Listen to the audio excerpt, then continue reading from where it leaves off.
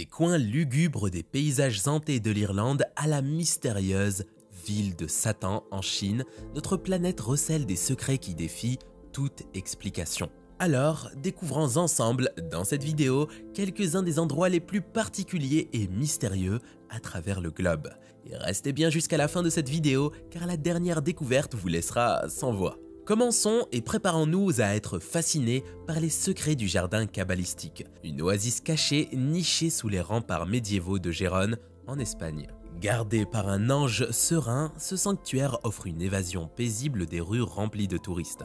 Pourtant, au-delà de sa tranquillité apparente, se cache une riche histoire. Au Moyen-Âge, Gérone était un refuge pour les kabbalistes juifs qui pratiquaient la mystique en secret pour échapper aux yeux vigilants des inquisiteurs. En pénétrant dans le jardin de l'Ange, vous serez enveloppé par des murs de 3 mètres de haut, ornés de roses en cascade et de plaques portant des noms angéliques en hébreu et en catalan. Cette merveille architecturale se déploie sur 4 niveaux, reliés par des escaliers en pierre, créant une cascade harmonieuse contre les remparts de la ville ancienne. Régalez-vous dans le 2e niveau vibrant, où des grenadiers, des plantes d'acanthe, de la lavande et des buis bien entretenus créent un havre sensoriel. Montez au 3e niveau, guidé par un escalier en pierre dissimulé, et découvrez un ange doré grandeur nature du 19e siècle. Légèrement vieillie, mais conservant une grâce céleste, cette statue ajoute une touche enchanteresse à la beauté verdoyante du jardin kabbalistique. Découvrez la magie cachée dans cette retraite sereine où l'histoire, le mysticisme et l'élégance architecturale convergent. Maintenant, découvrons le château de Houska, perché sur une falaise dans la campagne de Prague. Il se dresse comme un témoignage impressionnant d'une histoire hantée. Construit au 8e siècle, le château, selon le folklore tchèque, a été érigé pour sceller une porte vers l'enfer, protégeant les villageois des entités démoniaques.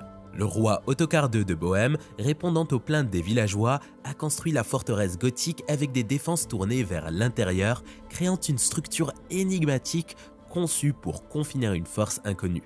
Des plaques de pierre massives scellent le portail infernal, surmonté d'une chapelle dédiée à l'archange Michel. Le récit sinistre du château s'approfondit en 1639 lorsque Oronto, un praticien de la magie noire, chercha l'immortalité dans ses murs. Dans les années 1940, les nazis occupèrent le château de Houska, suscitant des rumeurs sur leur quête de sa bibliothèque riche en occultisme et de l'exploitation potentielle du pouvoir du portail scellé. Le château de Houska émerge comme une fusion glaçante de mythes et d'histoires où les échos de démons, de savants fous et d'occupants nazis résonnent dans une danse macabre à travers les siècles, laissant les visiteurs fascinés par son passé énigmatique et troublant. Passons maintenant à l'incroyable Mogui Cheng, également connu sous le nom de Cité démoniaque de Chine.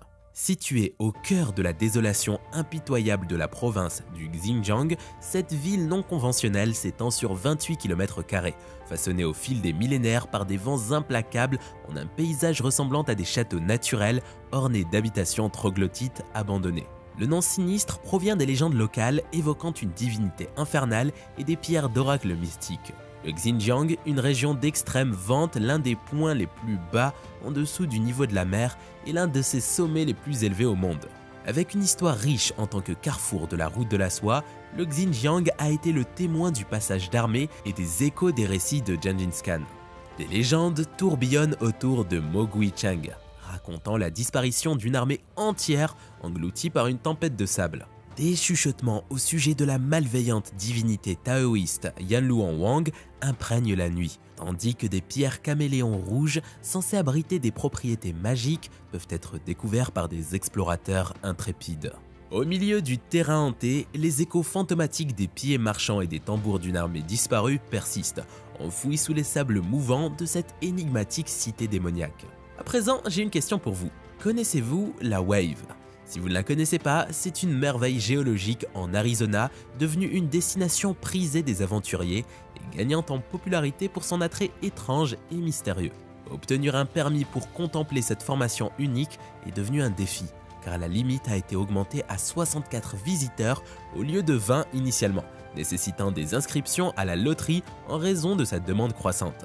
En 2018, près de 200 000 personnes ont rivalisé pour l'opportunité en faisant l'un des sentiers de randonnée les plus exclusifs aux États-Unis, seuls 4,3% étant autorisés sur le sentier.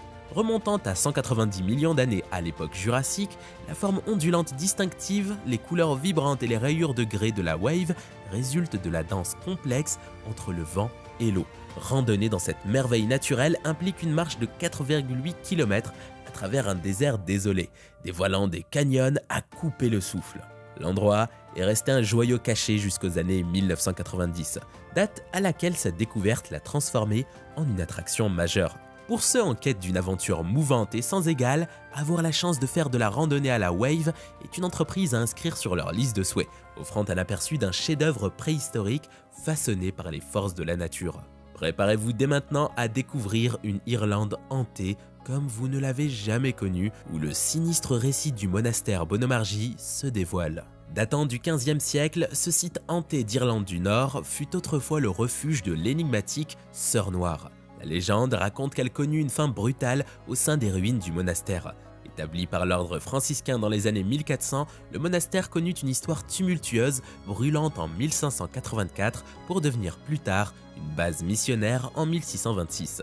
Les infortunes du monastère persistèrent en 1641 lorsqu'il fut abandonné pour être ensuite réclamé par Julia MacKillen, la recluse Sœur Noire. Connue pour ses présumés pouvoirs magiques dans la prescience et les prophéties, Julia connut une fin tragique lorsqu'on la poussa d'une fenêtre à l'étage supérieur. Son esprit, refusant de partir, hante encore les lieux aujourd'hui. Les visiteurs ont signalé des apparitions de son fantôme et une pierre singulière avec un trou à proximité marque sa tombe, invitant ceux qui osent à réveiller son esprit pour entrevoir l'avenir. Oseriez-vous déranger le repos de la Sœur Noire pour percer les mystères du temps? Préparez-vous maintenant à être émerveillé par le phénomène unique de la séparation de la mer de Jindo en Corée du Sud, un spectacle fascinant qui évoque des images dignes de l'Ancien Testament. Des centaines de milliers de personnes se rassemblent chaque année à la pointe de la péninsule coréenne pour assister à ce prodige naturel, se produisant 2 ou 3 fois par an, mais captivant la foule en une seule réunion. La mer de Jindo révèle un chemin magique de 3,2 km, reliant les îles de Jindo et Modo pour une seule et éphémère heure. Bien que cela puisse sembler être le résultat de forces mystiques, le phénomène repose sur la science. La géoscientifique Kevin Moffett explique que le phénomène de la séparation de la mer est en partie dû à des marées extrêmement basses combinées à des harmoniques de marée, qui sont influencées par les positions du Soleil et de la Lune. Ces corps célestes travaillent de concert pour tirer les vagues de manière adéquate, dévoilant une crête de terre traversable pour une fenêtre brève et envoûtante de 60 minutes. La séparation de la mer de Jindo offre une expérience surréaliste où la chorégraphie de la nature crée un chemin vers l'émerveillement. Maintenant, passons à la découverte suivante qui ne manquera pas de vous laisser sans voix. Par une glaciale journée d'hiver de 1981, le sergent de marine Bruce Falconer et son ami Timothy Jewell ont mystérieusement disparu dans l'étendue désolée du désert du Dakota du Nord. Célébrant la récente promotion de Falconer, le duo fut vu pour la dernière fois quittant un bar de Bismarck, marquant le début d'un récit déconcertant. 5 jours plus tard, le Chevrolet Blazer abandonné de Falconer fut découvert au bord de la rivière Missouri, près d'un lieu sinistre connu localement sous le nom de Le Désert. Malgré les recherches approfondies de la garde nationale aérienne, aucune trace des hommes n'émergea. L'enthousiasme de Falconer pour sa promotion contredisait les notions de désertion militaire. Après 5 mois, les deux furent déclarés légalement morts, ajoutant un chapitre sombre au mystère non résolu. Cependant, le récit prit un tour lugubre une décennie plus tard lorsqu'un chasseur découvrit le squelette de Jewell non loin du véhicule abandonné. L'analyse médico-légale ne révéla aucun signe de blessure, suggérant des causes naturelles. Pourtant, des questions persistaient. Comment ces hommes, munis d'un véhicule, ont-ils pu s'aventurer dans la nature sauvage seulement pour périr? Et pourquoi sont-ils restés inaperçus si longtemps? Avec le destin de Timothy Jewell confirmé, la localisation de Bruce Falconer continue d'échapper, laissant un vide troublant dans ce récit hanté d'un duo disparu, attiré dans l'étendue du Dakota du Nord par une énigme qui perdure à ce jour. Maintenant, tournons notre attention vers un phénomène qui éveille la curiosité. Laissez-vous captiver par les pierres qui glissent sur la playa du circuit de course dans la vallée de la mort. Un lieu empreint de mystères fascinants où l'idée d'une cité cachée sous le désert désolé nourrit les imaginations depuis des décennies. Au cœur de ce paysage énigmatique se trouve le Rijksrijk Playa, une étendue surréaliste qui abrite un phénomène qui intrigue les chercheurs depuis les années 1940, les pierres qui glissent. Ce spectacle étrange se déroule sur ce qui pourrait être l'endroit le plus plat de la Terre, où la nature semble avoir méticuleusement lissé l'immensité du désert. Le mystère tourne autour de rochers colossaux, certains pesant jusqu'à 318 kg, glissant mystérieusement sur le sol du désert de leur propre chef. Les scientifiques, confrontés au mouvement inexplicable, ont initialement proposé des théories impliquant des vents violents atteignant plus de 145 km/h, suggérant qu'ils pourraient propulser les rochers à travers l'argile glissante pendant les précipitations. Cependant, le scepticisme persistait compte tenu de la masse imposante de certaines de ces pierres. Richard Norris et son équipe de l'institution océanographique Scripps affirment avoir résolu l'énigme déconcertante. Ils proposent une réponse définitive. Les rochers colossaux se déplacent lorsque des feuilles minces de glace se forment dans les conditions très spécifiques. Cette glace, se formant dans une danse délicate, pousse légèrement les rochers, laissant des traînées distinctives dans son sillage.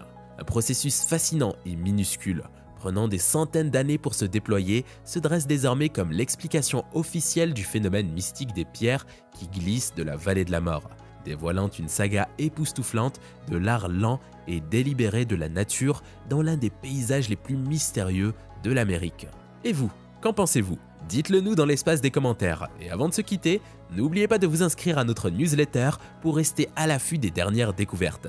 Chaque semaine, nous partageons avec vous les dernières découvertes en sciences, espace et technologie directement dans votre boîte mail. C'est simple, rapide et c'est le meilleur moyen de ne rien manquer des avancées qui façonnent notre monde.